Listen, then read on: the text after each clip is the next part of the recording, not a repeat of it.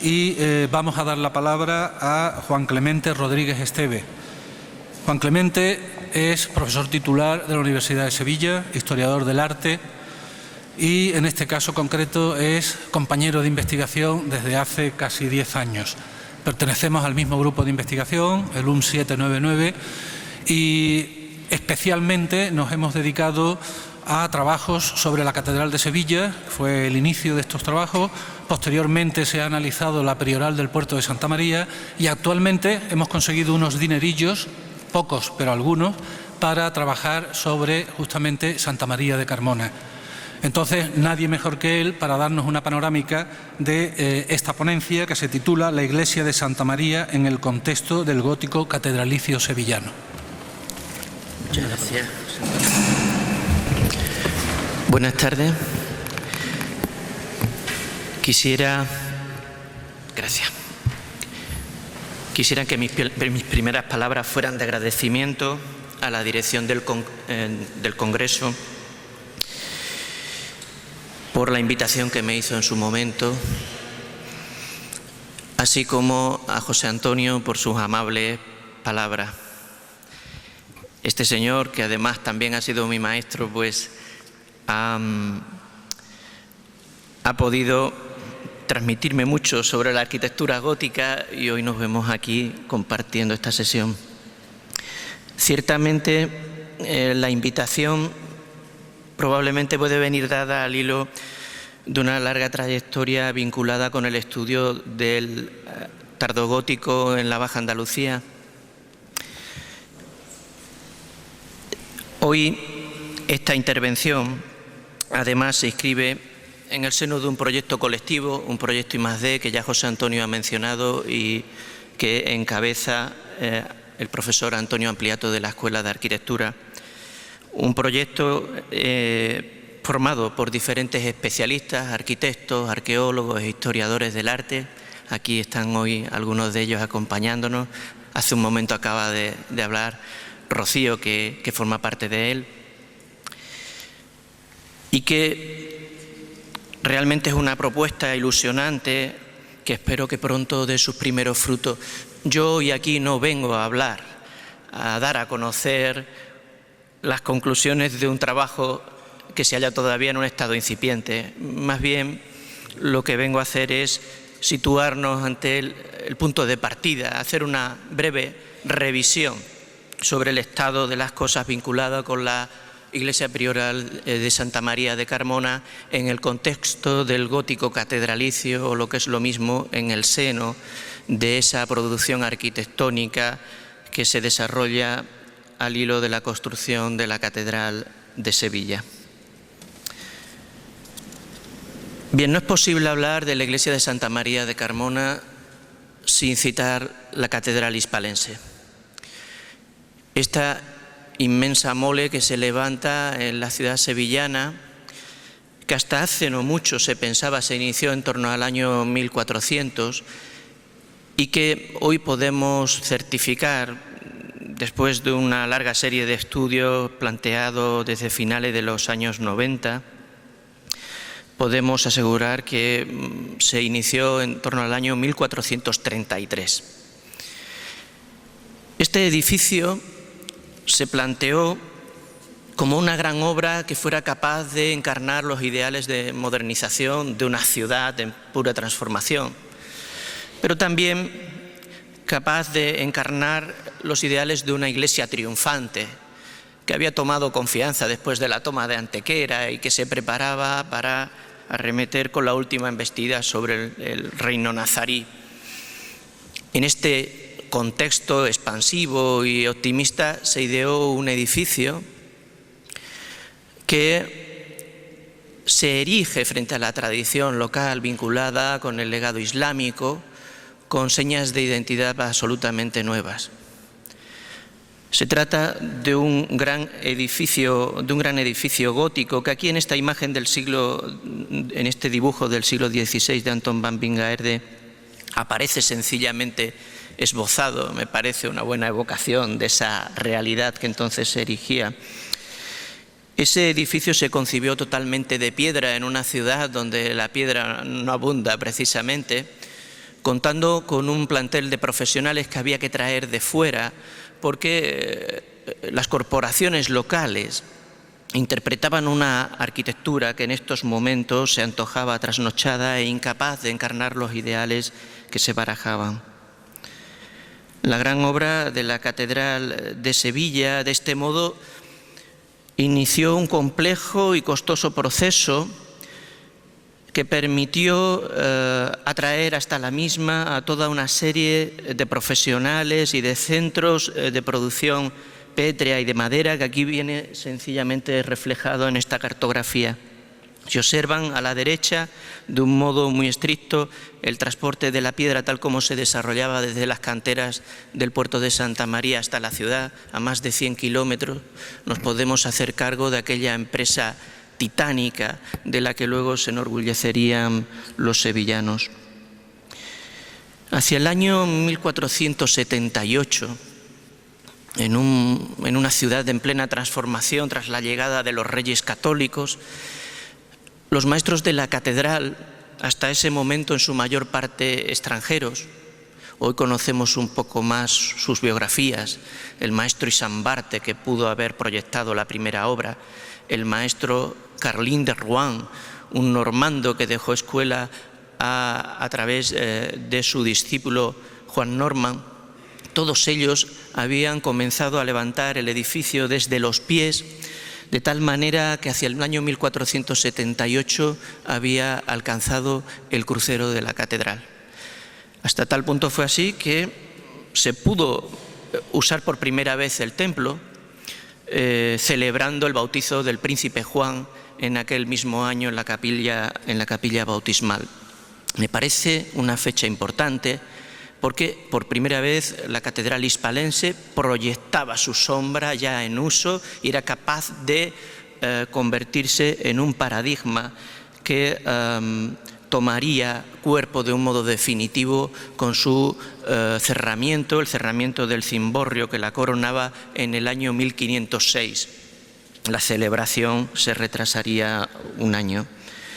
Aquella obra, de este modo, tocaba a su fin. Una obra que aún sufriría algunos reveses, puesto que en 1511 se derrumbaría su cimborrio y que tendría que acometer algunas tareas antes de que se diera por terminada, pero que a principios del siglo XVI se definía como un edificio sin igual, con una planta que podríamos decir venía a dar solución a las particulares circunstancias en que la obra había nacido. Levantada sobre una gran aljama almohade, como todos saben, el edificio catedralicio desarrolló un lenguaje relativamente convencional en las grandes obras del XV, pero desplegadas de un modo absolutamente particular en la medida en que se asumió el compromiso de incorporar la totalidad de la superficie de la inmensa mezquita, así como de dar respuesta a las necesidades de vincular el templo con una compleja trama urbana que había heredado. De esta manera nos hallamos ante un gran edificio de 5 naves rodeado de una corona de capillas con cabecera plana, para la que se proyectó un pequeño ábside poligonal que no es el que hoy conservamos, y un gran crucero que luego se vislumbra en altura al proyectarse esas naves, de tal manera que la nave principal y la propia nave del crucero dibujan esa cruz. Puede decirse que es una tipología absolutamente genuina, aunque luego con el tiempo el lugar central que ocuparía Sevilla justificaría que se proyectara sobre un ámbito muy amplio.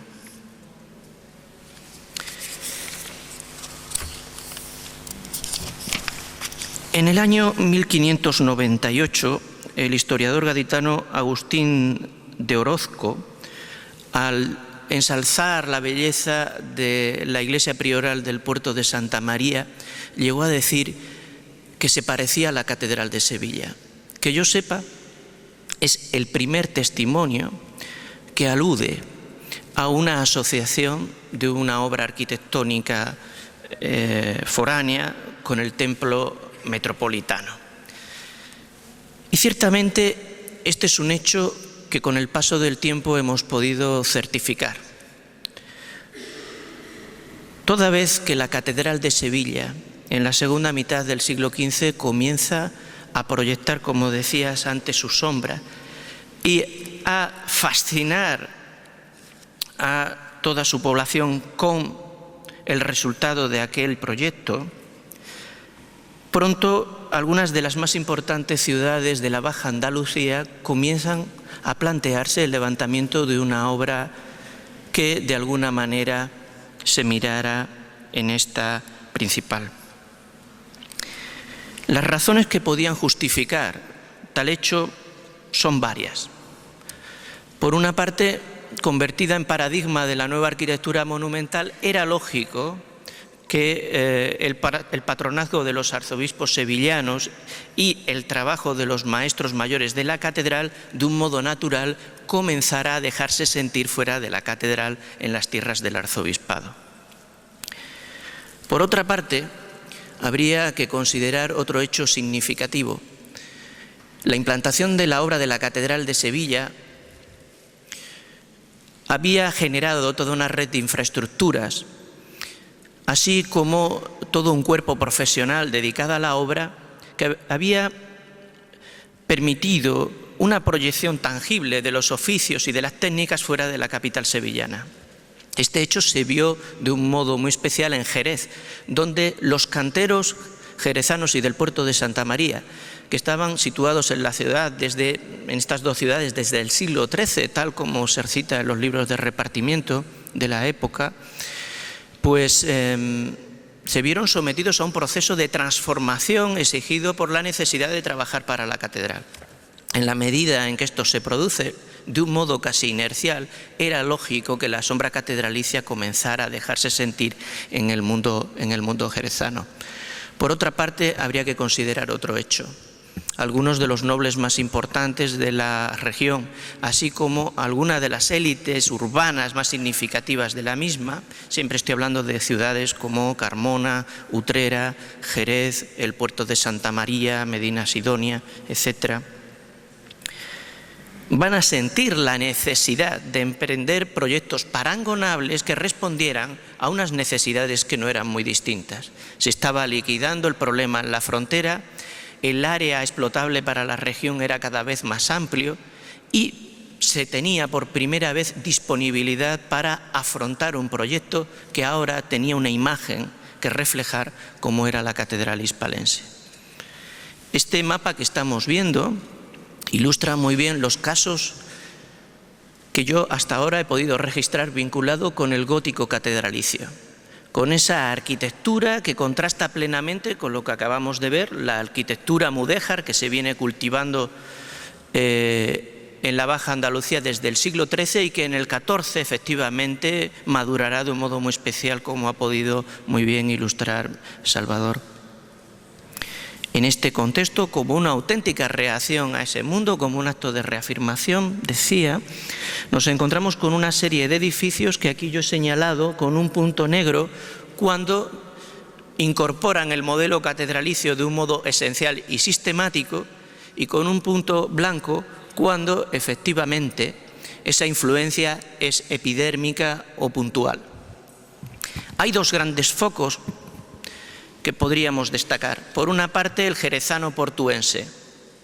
Es el que de un modo más inmediato incorpora las novedades por lo que acabo de explicar, porque sus propios profesionales estaban trabajando para la catedral sevillana, porque allí encontramos el yacimiento más importante en la separación del término de Jerez con el puerto de Santa María. Se encuentran las canteras de San Cristóbal, el centro de producción más importante para la catedral gótica.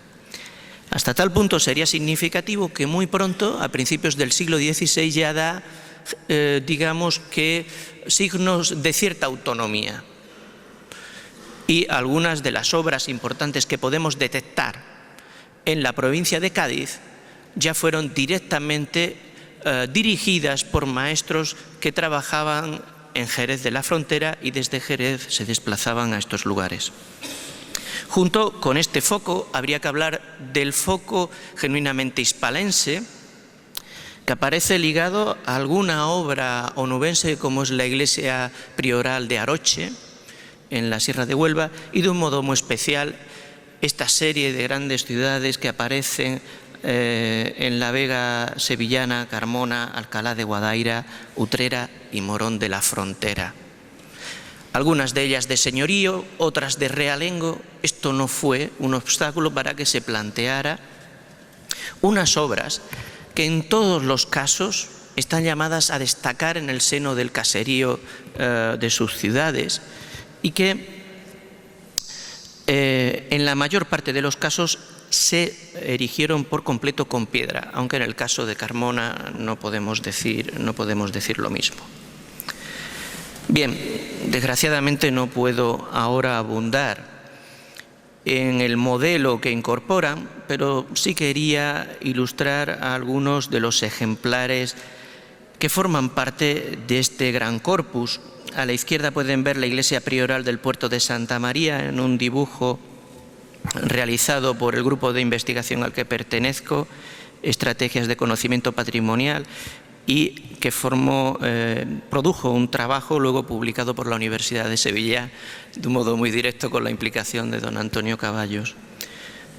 Lógicamente estas imágenes no atienden a la misma escala, me parece pertinente mencionarlo. Las iglesias de San Miguel y Santiago de Jerez son dos casos también muy reveladores, así como la prioral de Aroche y la de San Miguel de Morón de la Frontera. Aparentemente son edificios muy diferentes. Esto se debe a dos hechos. En primer lugar, tengo que decir que el modelo catedralicio se adapta. No puede incorporarse ni con la escala ni complejidad que lo hace el templo metropolitano. Y además se adapta de un modo versátil en el que se atienden a cuestiones muy diversas, incluyendo las propiamente urbanísticas. Por otra parte, hay otro hecho que justifica estas diferencias, y es que la suerte histórica que tuvieron estos edificios fue muy diversa. Algunos de ellos se completaron en un plazo de tiempo muy breve y, por tanto, como la iglesia del puerto de Santa María o la de Santiago de Jerez de la Frontera, guardan una cierta unidad. Otras, sin embargo, como San Miguel de Jerez o San Miguel de Morón de la Frontera, también la prioral de Carmona, se construyeron en un periodo un poco más dilatado y necesariamente eso supuso la incorporación de nuevos problemas, de una nueva estética, etc. Bien, para ilustrar lo que estamos comentando de un modo muy elemental, voy a enseñar algunas imágenes. Este cuerpo de naves de la Catedral de Sevilla, comparado a la derecha con la iglesia de Santiago de Jerez, creo que resulta muy revelador. No lo voy a comentar para no demorarme.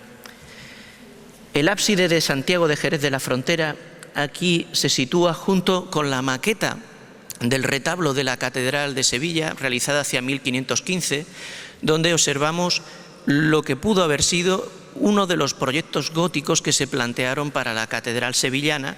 Hoy no lo podemos disfrutar erigido porque no se llegó a realizar, quedó inconcluso y luego se haría la capilla real renacentista. Esto es un asunto muy interesante porque quiere decir que el gótico catedralicio fue sensible a una realidad constructiva que no siempre estaba materializada.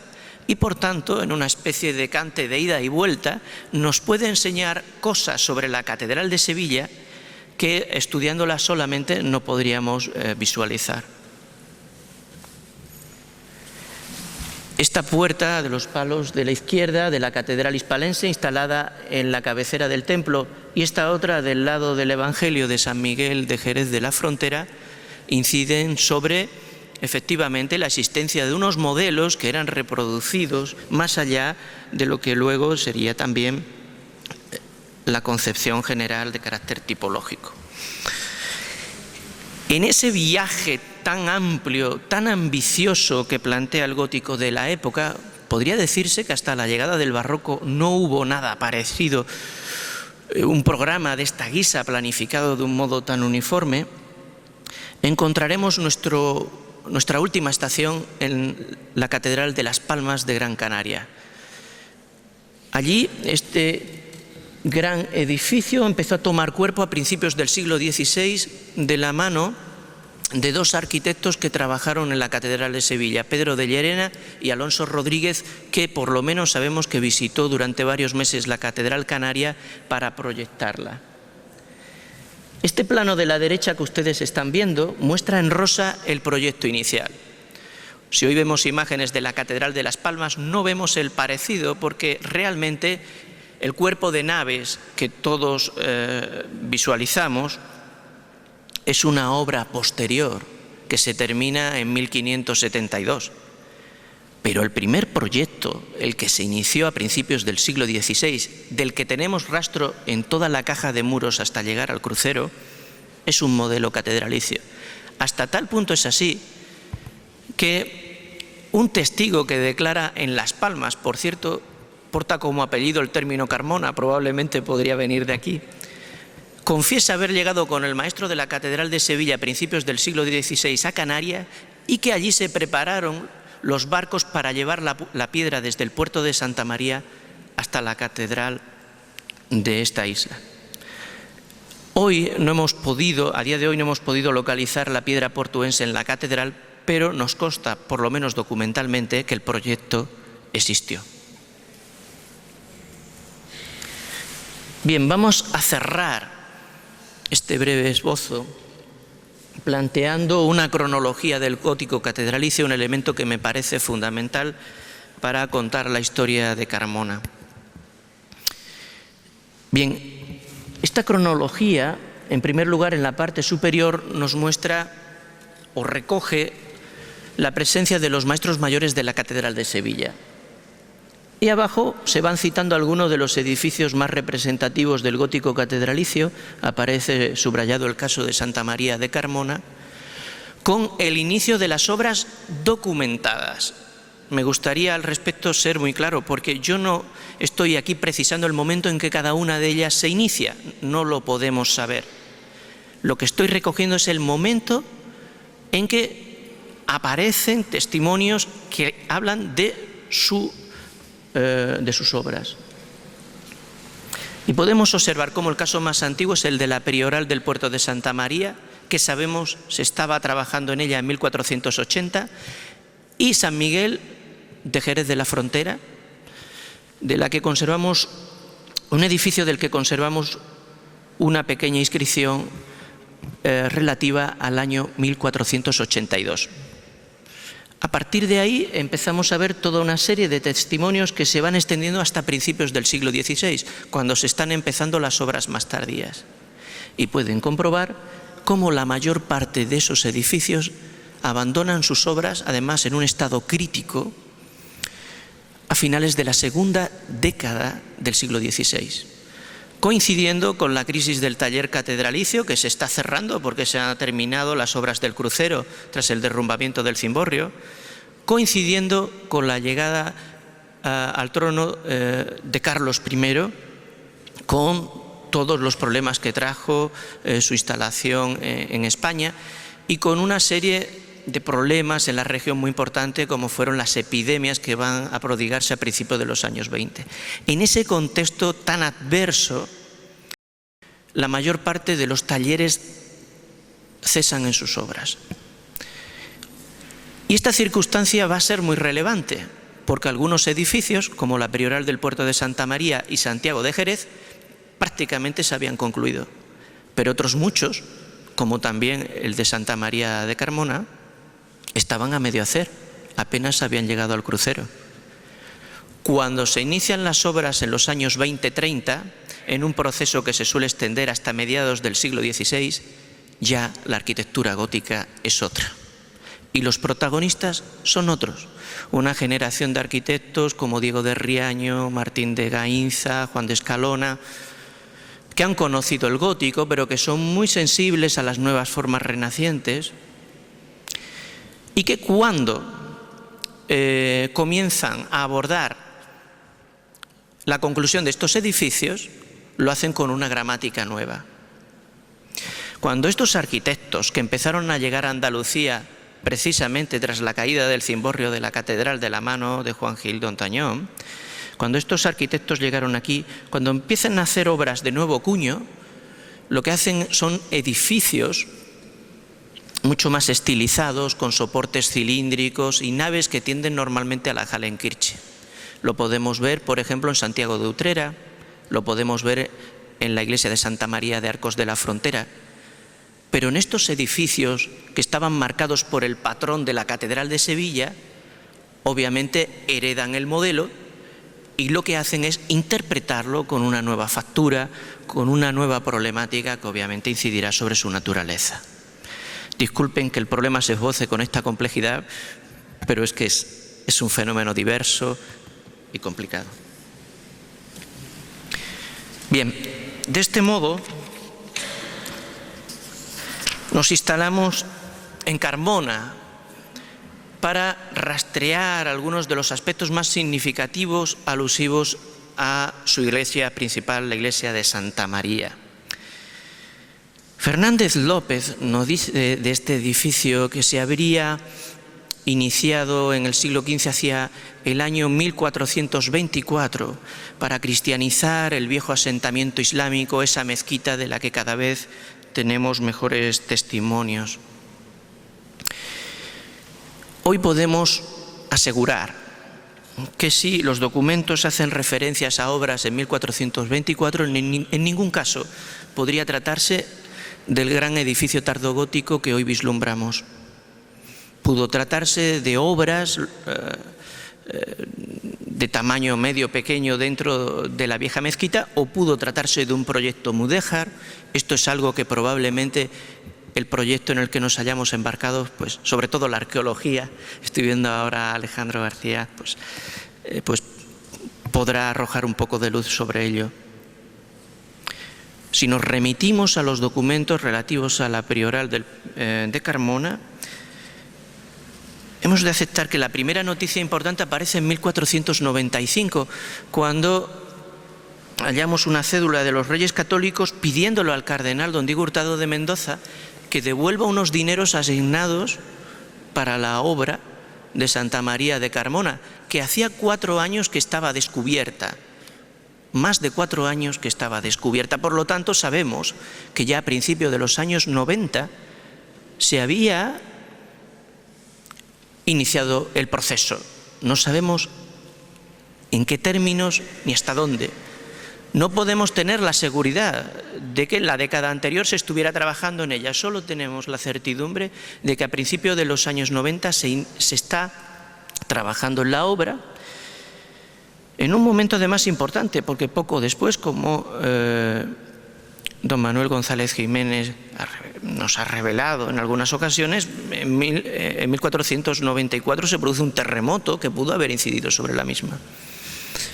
El otro testimonio importante es de 1505, cuando se produce un conflicto en la obra de la iglesia, porque el arquitecto Rodrigo de Gibaja, el director de la obra, se queja ante el arzobispo de que el maestro mayor de la catedral, Alonso Rodríguez, piensa destituirlo. El concejo, igual que ocurre la primera vez con el otro asunto, el concejo de Carmona media, aunque finalmente se impone la posición del maestro mayor de la catedral de Sevilla. Bien, estos dos documentos que nos llevan desde finales del XV a principios del XVI ilustran varios aspectos reveladores. En primer lugar, el inicio de la gran obra tardogótica de la iglesia de Santa María es un fenómeno relativamente tardío, que podemos adelantar a estas fechas, pero difícilmente antes de los Reyes Católicos. Habría que instalarse ahí en el último tercio del siglo XV. En segundo lugar, evidencia la presencia de una serie de agentes claves para entender la realización de la obra. El cuerpo de eclesiástico, encabezado por el mayordomo de la parroquia, el concejo carmonense, que se implica directamente en la financiación de la obra y también dirime asuntos importantes relacionados con su gestión, y por supuesto el arzobispo de Sevilla, que siendo la máxima autoridad sobre el arzobispado, envía a sus maestros mayores para que intervengan sobre el conjunto. Son aspectos que tienen consecuencias muy directas sobre un edificio que tendría que afrontar en 1504 la difícil situación del terremoto que asoló Carmona. La parroquia de Santa María era una parroquia que había vivido en las últimas décadas una cierta decadencia, como otras parroquias del casco antiguo de la ciudad, en beneficio de San Pedro, lo cual evidencia que si la obra se inicia aquí es porque ya no responde a las necesidades de una collación. Se convierte en la cabeza visible de toda una población, es un proyecto de otro tipo. Pero, además, tiene que conocer este terremoto del que sabemos demandó 60.000 maravedíes para restaurar las obras. Probablemente el conflicto entre el maestro sevillano y su encargado en Carmona tuviera relación con el resultado de los trabajos mantenidos hasta el momento. Aquel proyecto vinculado con la Catedral de Sevilla y que sabemos dirigió Alonso Rodríguez, no sabemos si su antecesor Juan de Hoces pudo haber intervenido en él, es el que hoy vislumbramos en los pies del templo, hasta el crucero. Ese cuerpo de naves con pilares fasciculados, bóvedas de crucería sencillas, con un nervio espinazo en la nave central para enfatizar su importancia. Un edificio que se concibió probablemente pensando que se iban a incorporar capillas, pero que no las levanta en la primera campaña, y que con total seguridad, como ocurriría en Las Palmas de Gran Canaria, se concibió con crucero, lo cual convierte a la iglesia de Santa María en un caso particularmente importante dentro del gótico catedralicio. Esa obra, que como digo se extiende hasta el crucero desde los pies, es la que aquí podemos ver brevemente en estas imágenes. Nos llama la atención comprobar que, presentando ciertas dificultades técnicas, la piedra local, se optó por hacer un uso selectivo de los materiales pétreos, reservados sobre todo para los elementos estructurales, pilares, nervaduras, etc. Así como para los elementos escultóricos, molduras, gárgolas, capiteles. Por tanto, es una obra mixta que, sorprendentemente, esto es un caso único en los edificios del entorno sevillano, incorporó piedra del puerto de Santa María. Esto es algo que ya había apuntado levemente Fernández López y la verdad es que podemos hoy asegurarlo. Por ejemplo, si vemos esta ventana, si vemos esta ventana que se encuentra en la nave central muy cerca ya del cimborrio, nos muestra por el lado derecho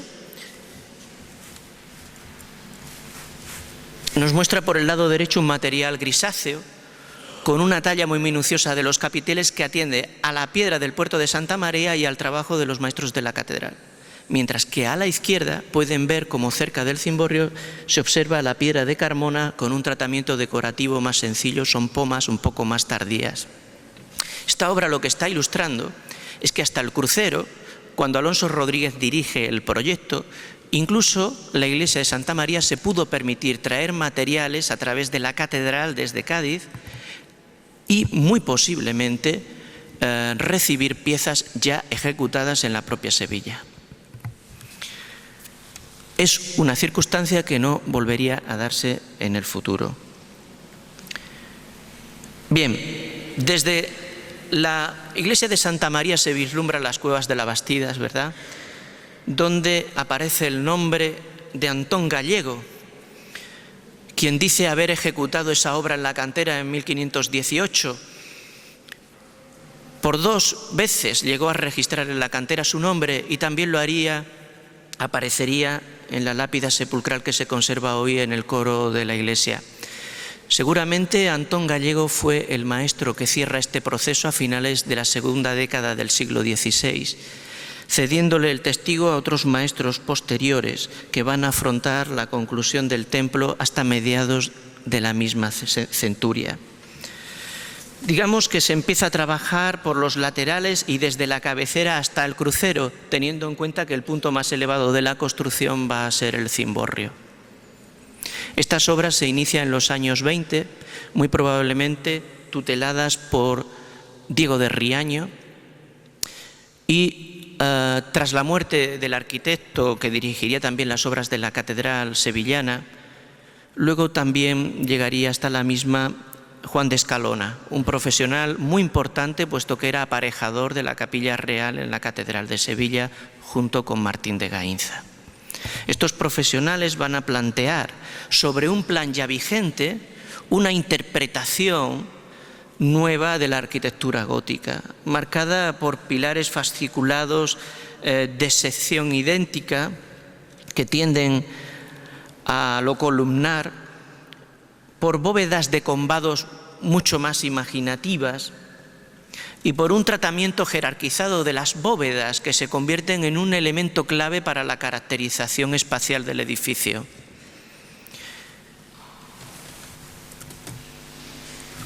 La conclusión del cimborrio a finales de los años 40 evidencia el largo viaje emprendido por la iglesia de Santa María a través de toda la primera mitad del siglo XVI. Inspirado en el cimborrio de la catedral hispalense, la presencia de elementos escultóricos ya renacentistas no hacen sino evidenciar el momento tardío en el que nos encontramos. Si bien la arquitectura del Renacimiento había incorporado importantes novedades en la región, todavía la arquitectura religiosa se sentía comprometida con esa vieja tradición gótica que se mostraba con un carácter ineludiblemente cristiano. En esta evolución del gótico al Renacimiento, y ya con esto termino, la iglesia de Santa María se haría rodear de toda una serie de estancias de servicio, sobre todo de la sacristía, cerradas con unas hermosas bóvedas artesonadas por crucero y por una sencilla pero magnífica obra de un caracol de Mallorca que precisamente se encuentra en la misma sacristía. Estos trabajos realizados en los años 40 evidencian la transición de un taller que pronto en la capilla del Sagrario antiguo se manifestará con un porte auténticamente renacentista. Autores como Hernán Ruiz II o Juan de Palacios van a permitir que ese viaje se produzca. Pero tal como está trabajando un carmonense, un joven historiador, Alfonso Ojeda, en estos momentos, el estudio de las nóminas de profesionales que trabajaron en estas obras ya renacentistas no hacen sino evidenciar que efectivamente aquel viejo taller aún no se había perdido y había vivido una sencilla adaptación sin solución de continuidad. Es por esto que termino diciendo que la iglesia de Santa María de Carmona probablemente sea el ejemplar del gótico catedralicio que en mayor grado se compromete con la catedral hispalense y sin duda alguna en un ejemplar único por su capacidad para incorporar más allá de aquel primer proyecto primigenio un larguísimo viaje hacia la arquitectura del siglo XVI. Muchas gracias.